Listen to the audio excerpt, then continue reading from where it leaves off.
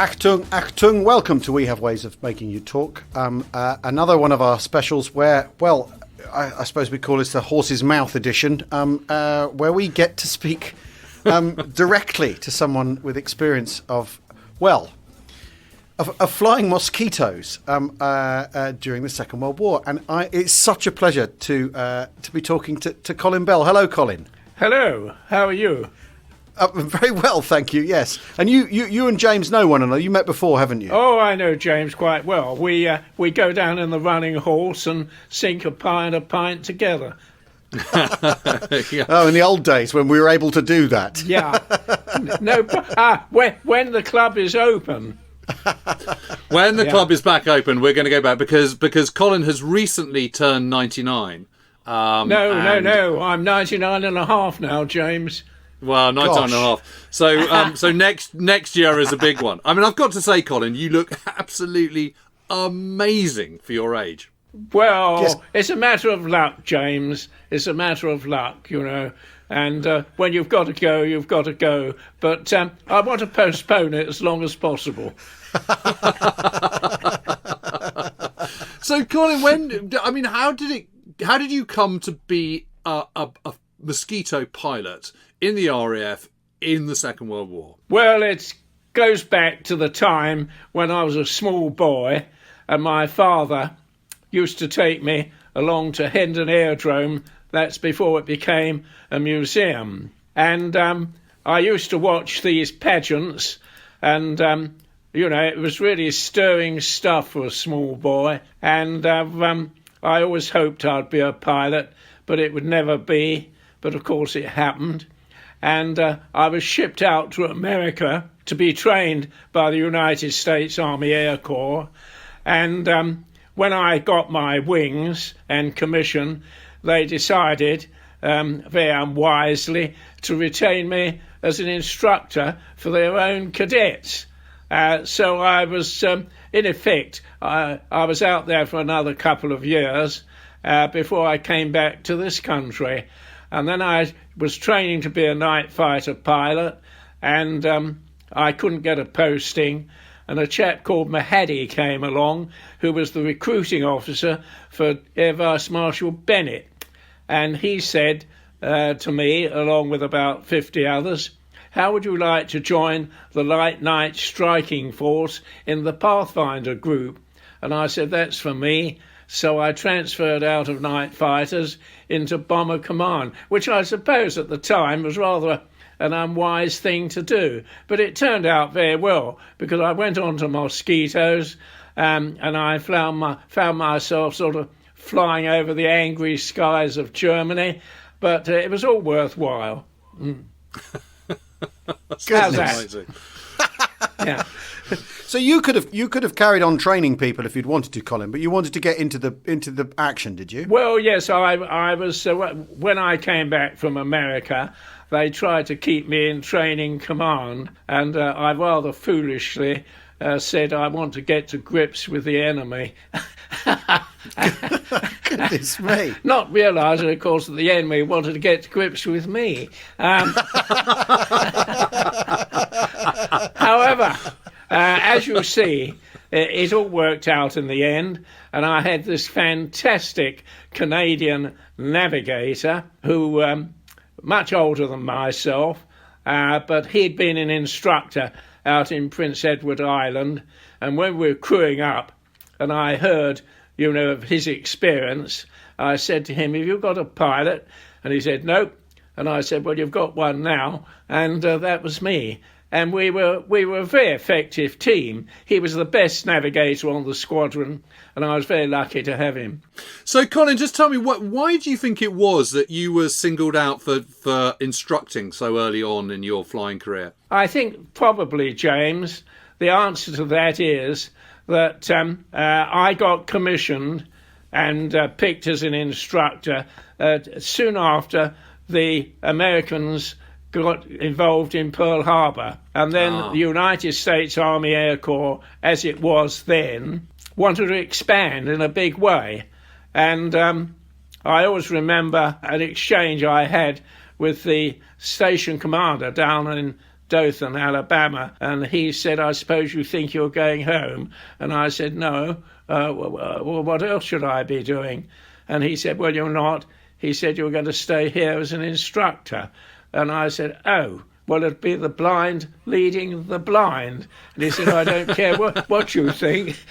He said, "Tomorrow you go down on the apron and you'll have 6 American cadets and you'll be responsible for them. Good day." So you've got this was flavour early, of it, haven't you? Yeah. So this was early 1942, was it? And a bit uncertain as to the dates, but it was soon after I graduated anyway and got my commission. And then when you joined as when you were sent back to England and became a night fighter, what were you training on at that point? Well, of course I was instructing on advanced single engine aircraft in America, which was the Harvard, as you would know it. They called it the AT-6.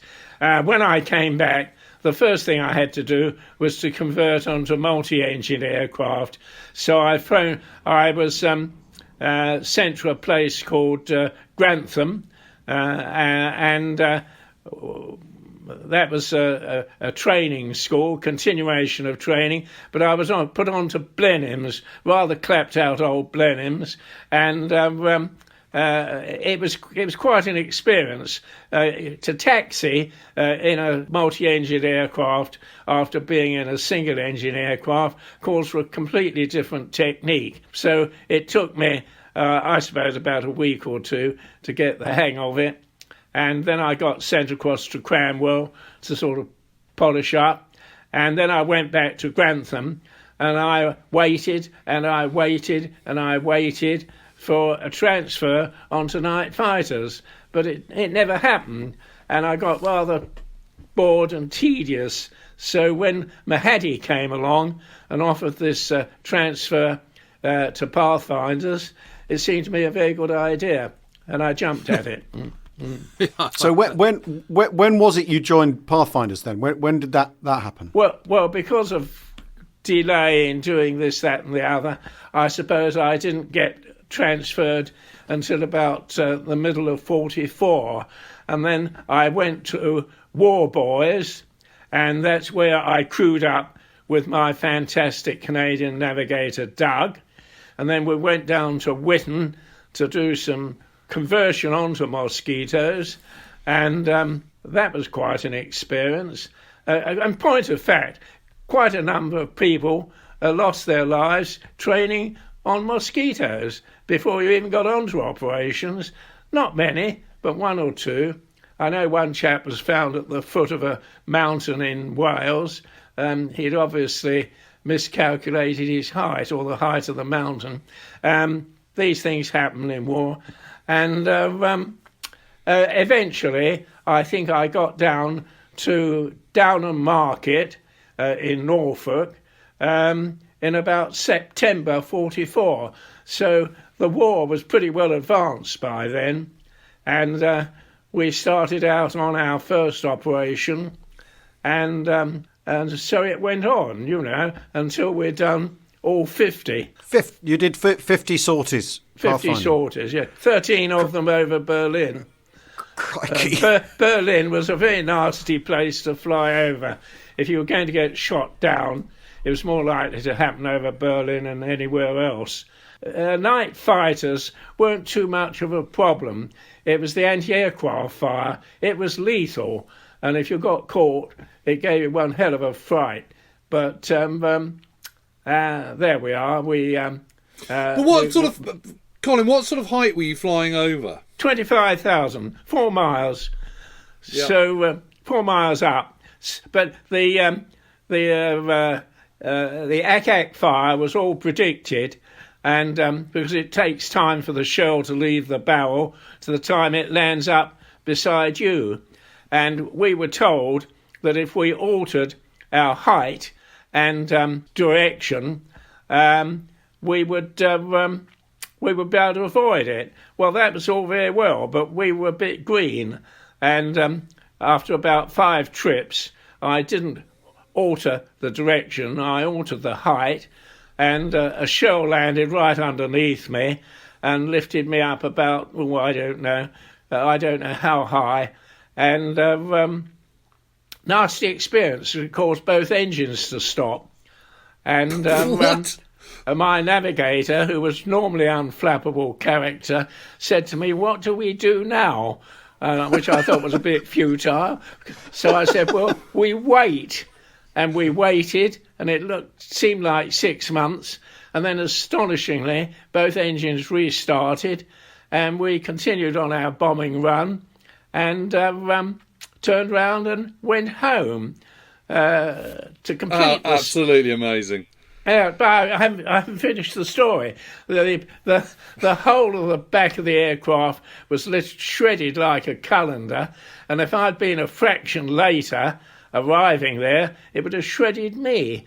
And when in the morning, when I saw the fitters, one of them walked up to me, he was the flight sergeant, said, "Sir, I think you would like to have a couple of pieces of this shrapnel that I've taken out of your aircraft." And I said, "Where were they?" He said, "On the parachute pack that you were sitting on."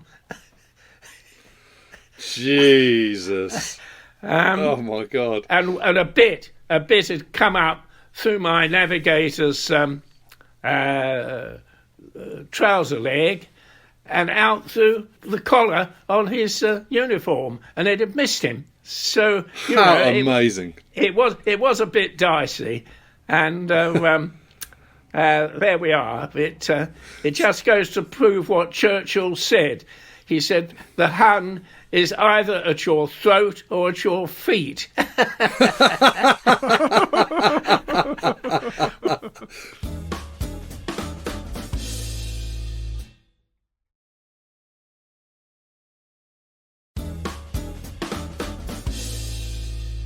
When you're flying over Berlin, Colin, I mean, what can you see down? Can you see lots of flashes of ACAT guns going and bombs bursting, and I mean, yes. searchlights?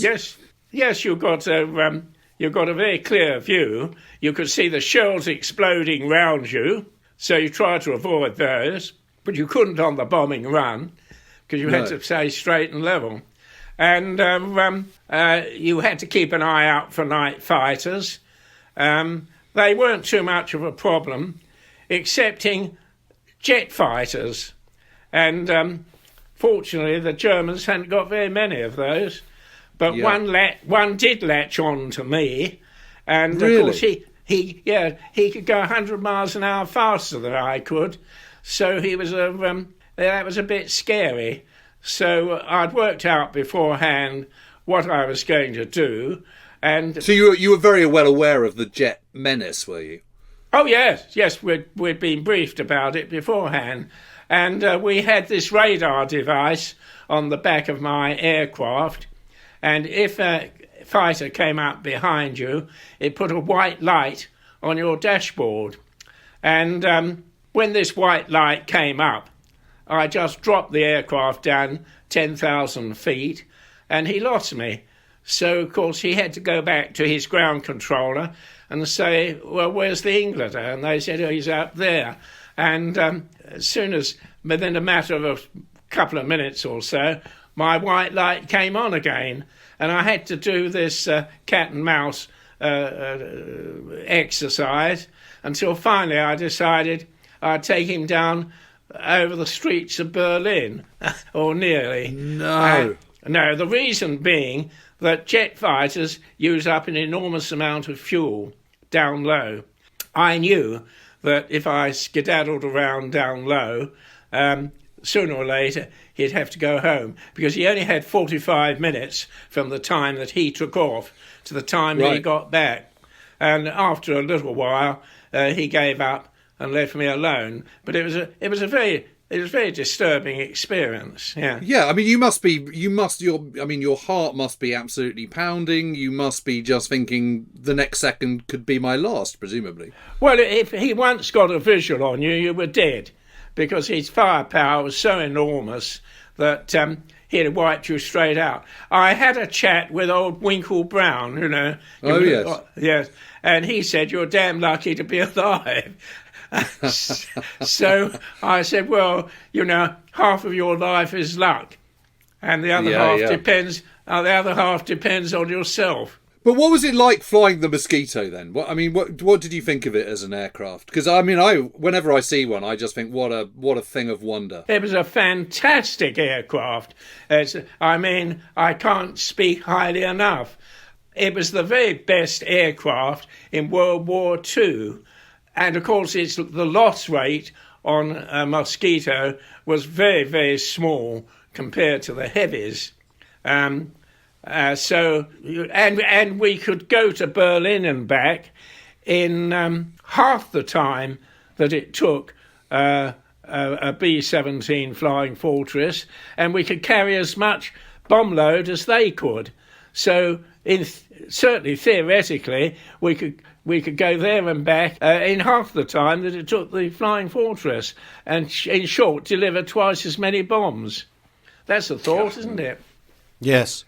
So, Colin, were you marking the target then on these Pathfinder runs? What was your role? No, we were engaged in backing up the main force and also acting as spoof decoys. We used to go across to another city and shovel out window to give the impression that this is where the main attack was coming. And then the night fighters would be vectored onto us, and they'd come belting after us, and by the time they realised they'd been spoofed, they had to go back home to refuel. So that kept them away for some time from the main force, which would be going to the real target. And they would be the heavies. Yeah, so you'd be over Dusseldorf while the main force was going in at Bremen or something, that you'd be offering a distraction then. We were distracting, yeah. And occasionally I would mark a target, but it wouldn't be the real target, just to give the impression we were sort of kosher. We were going, this was the real thing. And then another thing you would do is what was known as a siren tour. You'd go round to about 4 or 5 big cities. They would all the workers would have to go rushing down into their shelters. So that was another thing. Wow, that's interesting. It was a worthwhile job. And I remember you telling me, Colin, that sometimes you used to have a nap on the way back, and I remember nearly falling off my chair. Absolutely true. Absolutely true.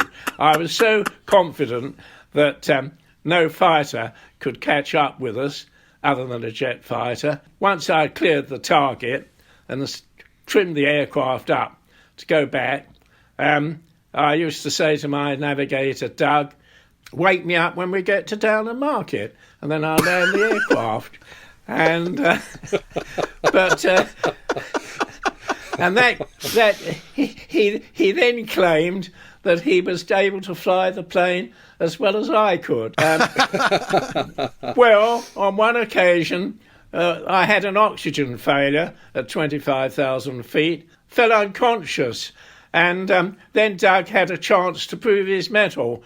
Well, of course, he couldn't. I woke up at 10,000 feet with Doug panicking around with an emergency oxygen bottle trying to revive me, which was probably a good thing he did.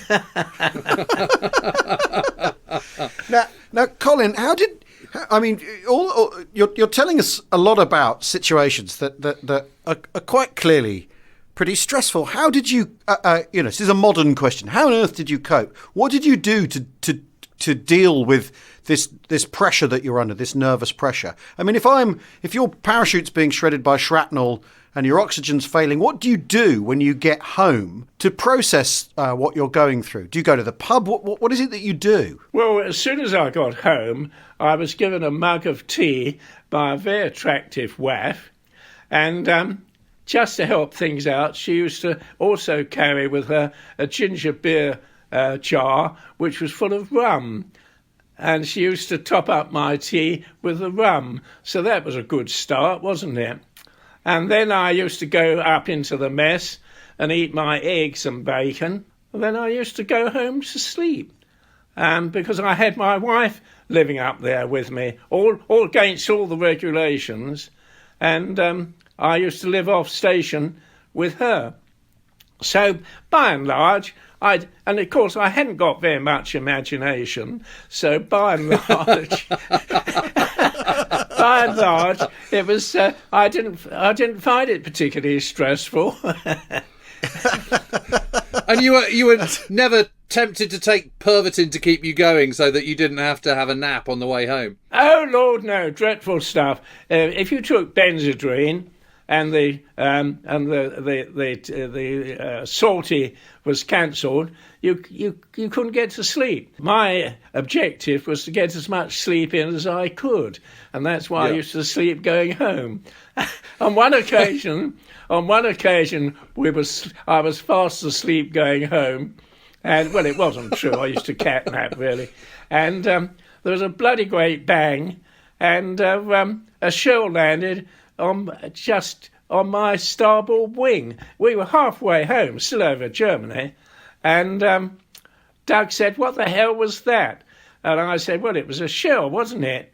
And he said, we don't want that sort of thing to happen again. So when we got home, I had a chat with the intelligence officer, and he said, I know what happened to you. You flew over a German anti-aircraft training school. He said they were staffed mainly by women, and he said they only allowed one shell a night.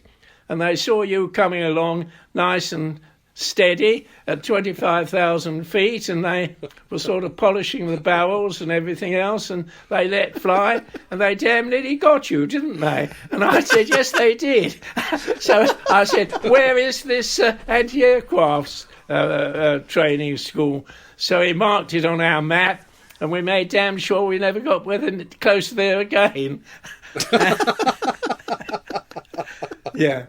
I'll tell you what, though, it's made me think that a lot of people say to me, why did we continue with Lancasters? Why didn't we just produce more Mosquitos? But another question might be, why didn't we make more Mosquitos for the Americans and cancel the B-17s? Well, I think, first of all, it has to be understood that a very big production schedule was underway, manufacturing Lancasters, and it would have required a big alteration in manufacturing capacity to do that. Yeah. I think about 8,000 Mosquitos were made, but in point of fact, we had the benefit of both. The only trouble with the heavies was the casualty rate, which was quite horrendous.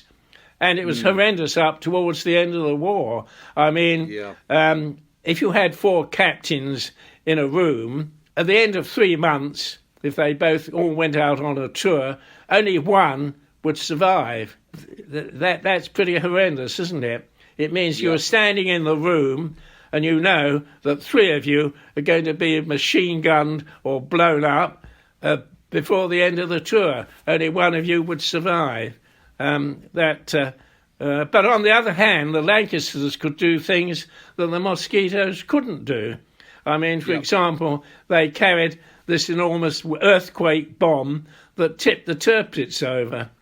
Well, I mean, that they could carry a far, far heavier load than the Mosquito. But it's a good question, James.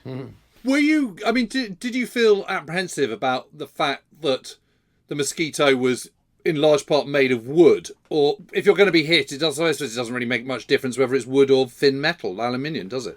Well, I think there's a lot of misunderstanding about this. By the time the Mosquito laminates were made and heated and compressed and everything else, I believe they were almost as strong as metal. And although it was called the Wooden Wonder, that's author's license, which you would understand. Yeah. I would never distort the truth. Yeah. So where were you at the end of the war then, Colin? When the war ended, I was I'd finished my tour.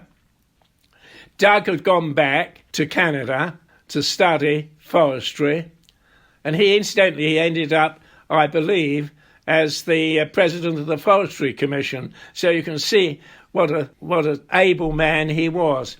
And I went across to Canada to be on a transfer to ferrying duties, and I ferried mosquitoes back from Canada to this country.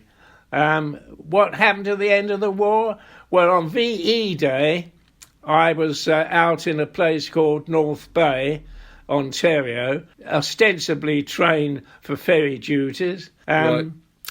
And on VJ Day, I was at a place called Bluey West 1 on the west coast of Greenland, staging my way across London, Ontario, up to Goose Bay in Labrador, across to Bluey West 1, across to Reykjavik, and then down into Prestwick in Scotland. So on VJ Day, actually, I was at in Bluey West 1. So Amazing. I never did have a chance to participate in all the hijinks associated either with VE Day or VJ Day. But that's life. Well, Colin, that's been absolutely amazing. Thank you. Yes, thank you so much. Yeah. Thank you for talking to us, and lovely to see you looking so well. I'm sure we can twist Al and Joey's arm as well to come and join us for a drink in the RAF club when all this shenanigans is over. That's absolutely perfect, Colin. Thank you so much. That's right. Yeah. Wonderful, wonderful talking to you. Thank brilliant. you. Yeah.